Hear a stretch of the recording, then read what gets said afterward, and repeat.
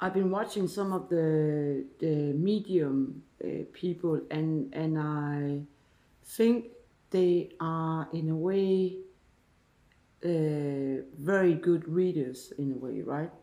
And I also think that some of the work they do is, and they say it themselves, that it's a sort of grief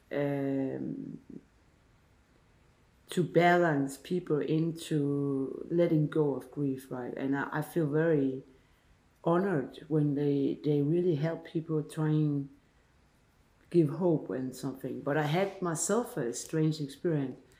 When I was a young woman, there was a reader in my town, and I had a reading from her, and she said something, but she also said I would get a child, um, and she was a little question about a child more, right? And at that time, I didn't think I was gonna get children because I didn't have minnows, because I was training and working pretty hard at sport and horses. So I think my minnow was pushed a little bit. I have like some known, it's called PC, whatever, something like that. It's a hormone thing, right? So actually, I was pretty surprised that she said it. And I was even more surprised when I was over 40, and I had a child, which were really like, what? Um, I had a child in 2009, and I'm born in 67. So I was very old when I had a child. And at that reading, she said about this child, and because the child came very late, so I actually thought she was wrong, but it turned out she was right. But something strange happened in that reading, um, when she was talking about the child. Her face changed a little bit, and she got really, really. I saw what she saw, like a cloud, right? And something, and she didn't want to talk about it, and I instantly know there was something wrong, right? Some days before September 12th, and remember, I see my son an hour a month, right? But honestly, if I take a walk in the shopping center, I could probably like saying this could look like my boy. It's so, he was taken when he was 3.5 years old, right? And it was so dramatic, so fatal. And I was the last. I was in this fatal. It was almost fatal for me and for Chris Stevenson, and I also felt it was fatal for Alex. And this about fraud cases, and then I have 1 hour a month with a boy that's growing. I really, really wish I could trust that he survived, and but my instincts say that I was, when I was almost dying, and I got a confession on the spot on murder from a person sitting on his bed, and he was laying behind me and crying very silent. So basically, I do 2 tracks of investigation. I do one track called "It Was Fatal for Chris Stevenson," "It Was Fatal for Alex," and "Almost Fatal for Me." And I have another investigation saying "It Was Almost Fatal for Me and Almost Fatal for Alex. We survived, and Chris Stevenson didn't survive." So I investigate different leads on it. So, but some days before, or maybe when I was laying fatal, wounded, right, couldn't breathe, couldn't move, and I had like couldn't when they came in, I couldn't see anything. And later I got like blind spots in my eyes. I couldn't see. We discussed like chemicals, chemical weapon and stuff like that. Could also be a dangerous smoke or so. But I had some kind of vision, uh, where my son is standing like in a glory, and he's really, really like he has all the lights around him, and he's like, really, really. something you never forget, really.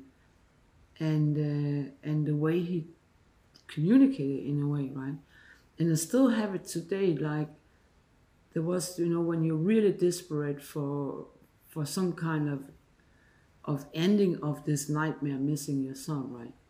That he's coming home, or you get the answers or something, that you kind of talk to me, kind of thing, right?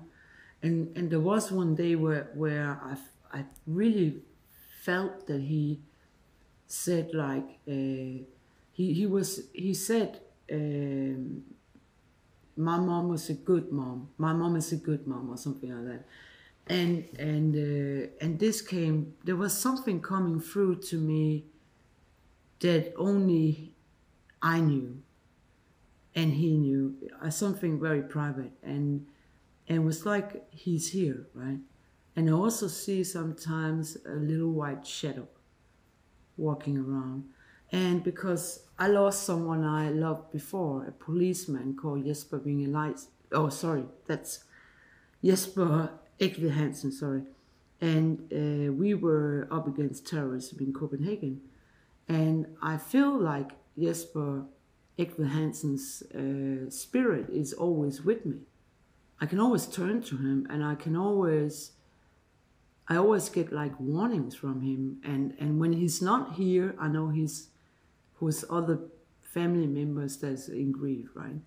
So basically, I'm not unfamiliar with this kind of transparent visual, right? And I also sometimes have, instinct, or some of the police say gods, like, how could this be?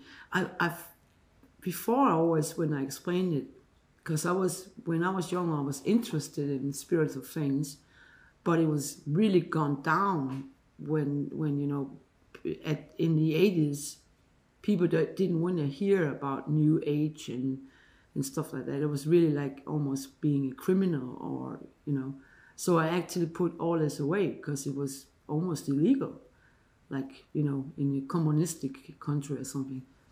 And but I was interested in communication and also yoga and stuff like that.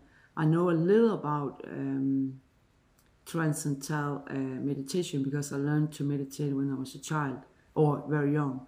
And so basically I have a side, but it's not used very much in public because I read a lot of books and stuff like that. I did read a lot of books. I don't read so much now, but I still read them. I remember what is in them, right? So basically, I think about mediums that maybe mediums are just top intelligent people. They're top intelligent in the way that they kind of know life, they kind of know circumstances, they kind of read people, even the non-expressive people. They kind of sense people, that they have a higher intelligence. I'm pretty sure about that. Because it's not to flash anything, but I think that if I'm going to find some missing person, you can maybe sense that there's a door closed, meaning that the person has departed, right? But I also think, like, if I look at a picture, for example, that it gives a lot of information that you have to be a trained eye to see. How sad is the person? How is the hair made? Stuff like that. But in another way, there's also something I can't explain, And sometimes I'm from a family where there was sailing and scouting and, outdoor things. And from that I learned, compasses and where the warm water runs, and I studied maps for a while. I studied in school weather phenomena, weather's clouding and stuff like that. So I know a lot about sea moving, streams, weather conditions, stuff like that. Makes me pretty sure when somebody's lost at sea, to kind of say where they are, what stream are they on, because I know the weather. So if I'm observing the weather every day and collect that, and then I know about the maps, you know, then I probably would know something. So whether that's intelligence or it's a kind of knowing things, I don't know. So whatever you think about mediums, if they are sent from God, or they're just top intelligence. And I think some of the best police people maybe have this, not in a negative. There's also some police people who has a very depressive look at people, negative. They're always offensive, and that's the problem with that kind of attitude is people drop to talk. The woman who is raped can't remember anything if she's offensive being spoken to. The criminal don't show a soft side when he's spoken to as a offender. So basically, I think one of the most important things in detective work is to talk as a trustful person, to be the one that can hold the moral, who can guide. You don't want to go there. You don't want to do your second offense. You don't want to hurt anybody, kind of thing. You are the support, right? You are like, it's almost like being a priest. You confess to me, and we will find a cure, right? So I think about mediums that maybe the whole discussion is not important. Whether you call them intelligent or you call them sent from God, it's really, there is some things we don't know. It's a little bit like if you never knew what the sea was, what is the water in the sea made of? If you only think, well, that's kind of water and that's what it is, and you don't know it's actually a gas. We are a gas planet. And you enlarge your intelligence, that you understand the chemistry or something.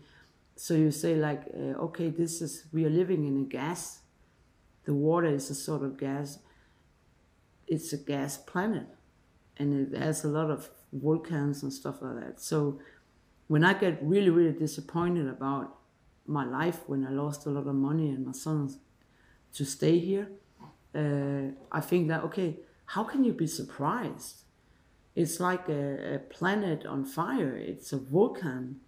It's primitive. It's a lot of evilness to be reckless around other people, reckless about animals, to be, reckless about everything because you're going to survive. The predators are reckless and so on. So basically, it's not a good place to come and be good. It's not a place to think that, and I think the church, the different kind of churches is a sort of shepherd, or a sort of trying to guide some kind of control, self-control, where there's absolutely none, right? So in a way you could say that the churches at the old times, where you might think things were more brutal, in some ways there might have been more brutality of, but I don't think it's changed that much. So in a way we are further away from the church than we ever been, in such that the TV is the kind of religion, and that's the main thing in TV is violation and sex, whatever you like it or not. So, well, that's I was a little around this, but I never spoke about this about my boy, because I think it shouldn't kind of blurry the investigation.